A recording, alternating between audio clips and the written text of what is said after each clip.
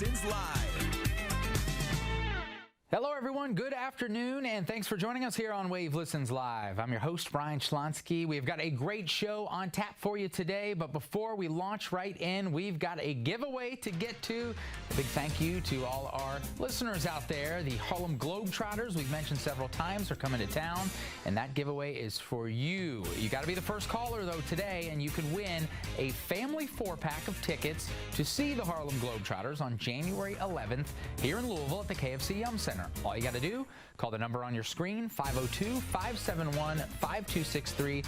That is your chance to win those tickets for you and your family. Again, got to be the first caller, so we wish you good luck.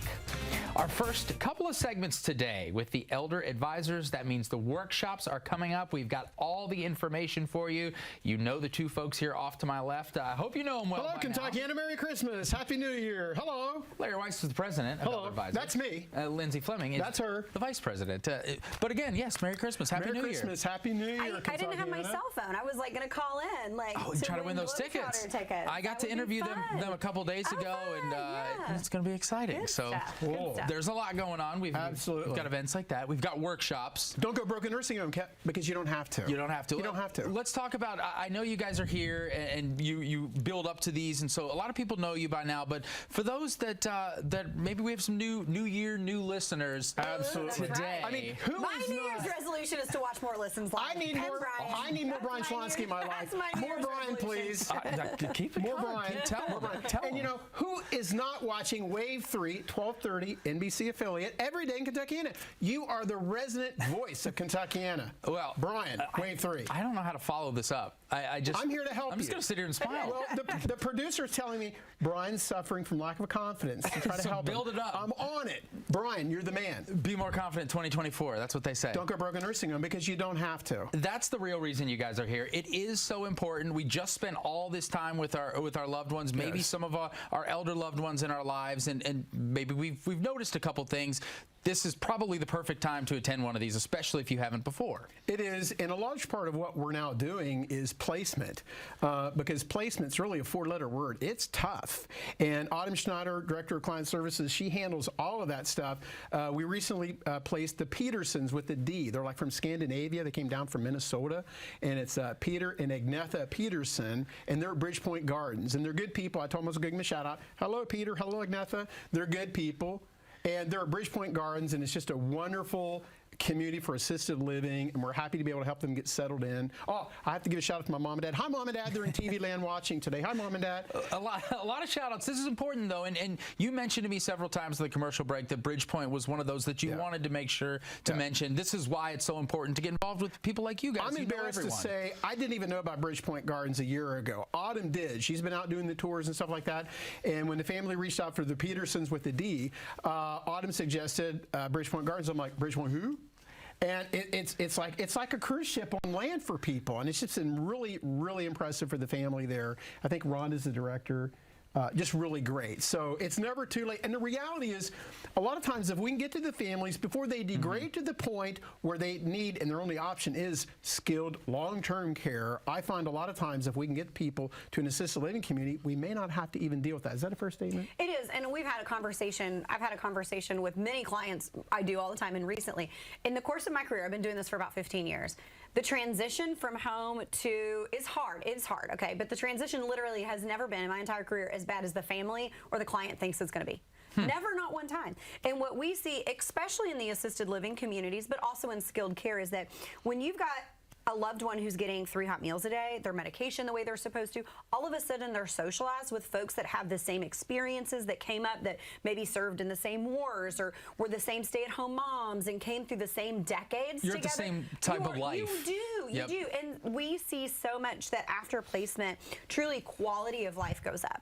Quality of life goes up, and families just don't recognize it. I think it's a hyper focus on losing independence, and that's hard. Listen, I'm not here to say it's not hard. It's hard. It is hard. but there's light at the other end of the tunnel, and it's been a pleasure to shepherd folks through that at Bridgepoint Gardens and all of our other partners Certainly. as well.